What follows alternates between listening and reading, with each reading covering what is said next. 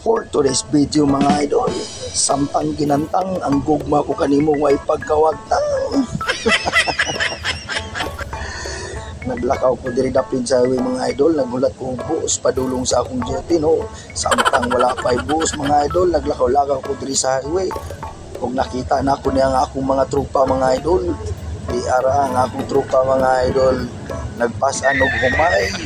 Layo kay na ilang gihakot na humay mga idol, 1 kilometer.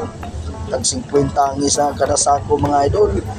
Og di ara mao niya ang akong trupa sa una mga idol. Gusto kayo ni sila mga haul, hukas-hukasan lang. Di mga idol, nagsunod na sila. Paspas kayo mga hakot og humay mga idol, tag sa kasako sila. Di ara nagsunod sila mga idol. Wa nila bali-bali ang kainit dol, kay grabe paningkamot nila para makapalit og bugas o balik cheese. Kumo niya ako tropa dol, o to siya dol, macho papa. Oh, tanaw mga ana siya dol. Balik na po sila mga idol padulong dito sa nag-harvest nga palayan mga idol. Balik na po sila padulong dito, layo kay nila ang hakutan. Di bali ng layo ang hakutan mga idol, basta kay mga kwarta lang, marangal na trabaho. At kaya na mga idol, hinakawak-hawakan ra ni sa mga idol oh, nang hinawak ra, sisiw ra daw, bisik-bisik.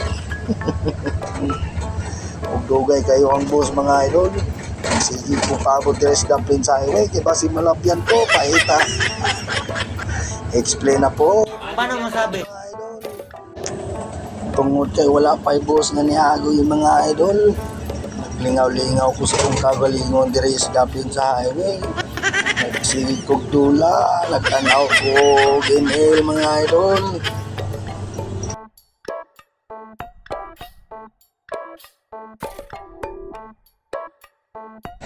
Tungod kay dugay kayo ang boss mga idol, magtanaw-tanaw ko sa akong mga tropa nga tuwa sa layo.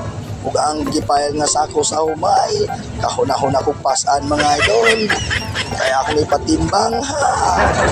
Pero super tito it's good boy to it's super tipay imo. Ang galing pa super ti.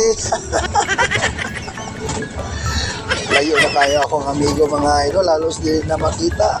Nagsige kong paabot sa bus mga idol, gibati ko kalaay.